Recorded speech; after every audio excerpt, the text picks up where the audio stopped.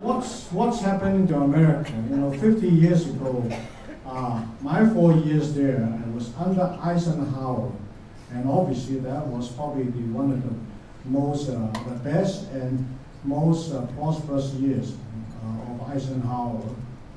I remember the big GM cars and the refrigerators and the TVs and refrigerators, whatever it is. America things were the best.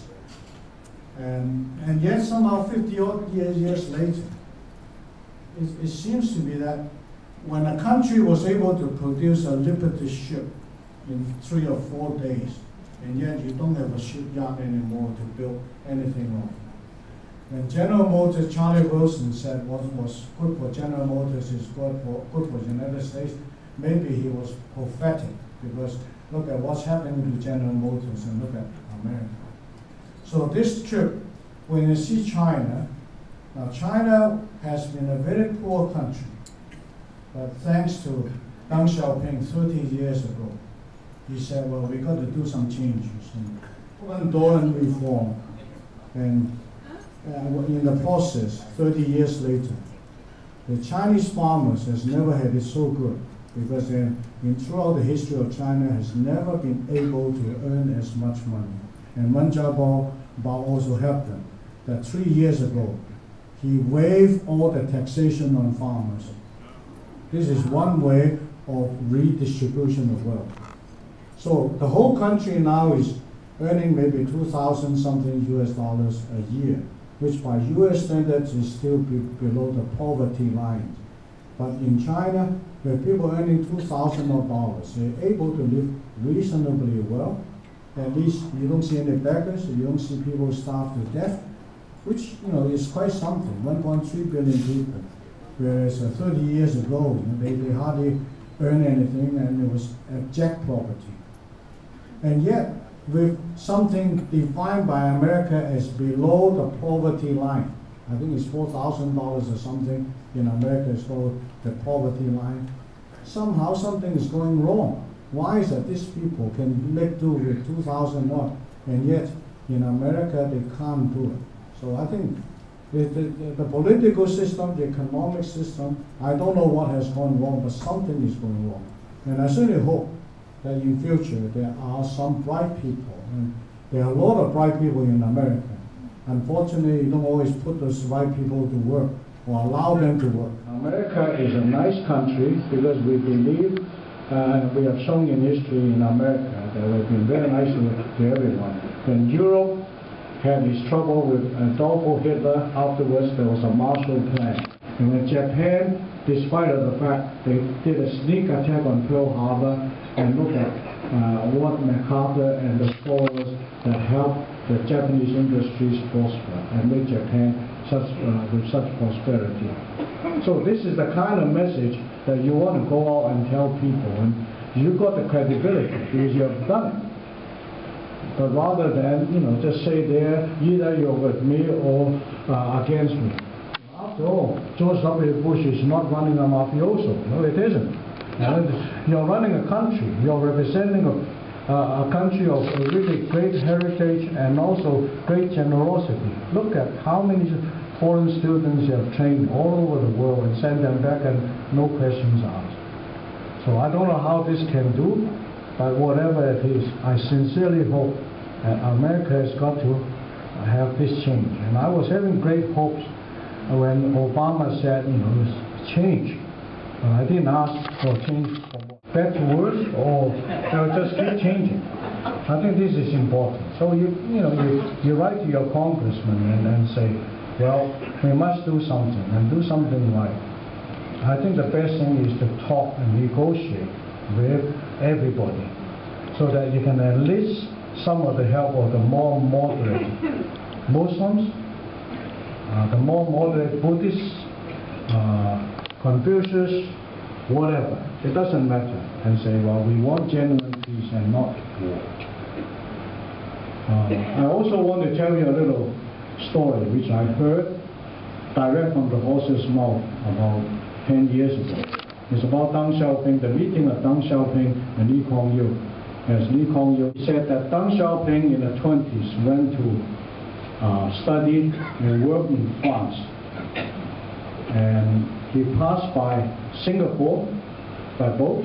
He got up, saw Singapore what it was, and then after he got into power, there was a visit to Thailand and Singapore, and Lee Kuan Yew treated him for lunch.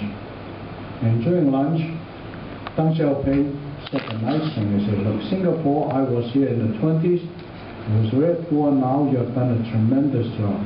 And Lee Kuan Yew never mince his words. He said, you should and you could have done better. And he said, why? Well, he said, you represent the mandarins. His except was mandarins, where you have the land, you have the resources. And look at the mess that China is. We, or our grandfathers, our forefathers, find it difficult to make a living. We came out here to this foreign place and look at what we have done. You should have done better, you could have done better. And Deng Xiaoping never said a word. At the end of the lunch, Lee Kuan Yew asked Deng Xiaoping for a favor. Can you stop exporting communism? Now at that time, the Mao faction in China was still supporting the Malaysian Chinese, so that hopefully to tear down the government of Malaysia. And Deng Xiaoping was equally candid. He said, at this point I can't do it. Give me 6 months. And certainly enough, 6 months later, the head of the communist, Malaysian communist guy surrendered himself and said, we are not going to have any more insurgents. So this, you know, this kind of people are the people that make the second half of the 20th century very relevant and important. Now, in about 2 weeks' time, I'm the chairman of the committee that hosts the, what was that one? Woodrow Wilson Institute,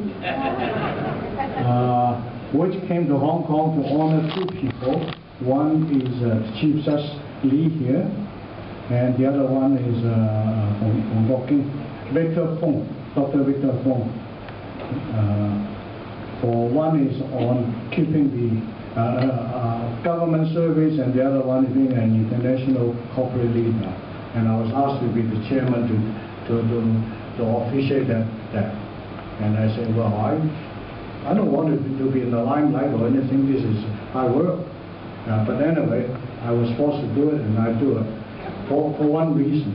Because Kissinger is also coming, and he's going to give a speech commenting on the U.S. and Chinese relationship at this point in time. Now, I remember Kissinger was so important. In 1971, he was visiting Pakistan. And when he got there, he said he was sick. But secretly, he flew to Beijing, had a private meeting with Chow and I, and the 2 worked out the détente. Now, this talking and the result was that Nixon visited Beijing, and Mao Zedong shook his hand, and the rest was history in the sense that with the softening up of the warming up of the Chinese-U.S. relationship, and later on paved the way for the open door policy, and you see all this prosperity. You see, talking is always better than just whip your gun out and start shooting. This is not the way.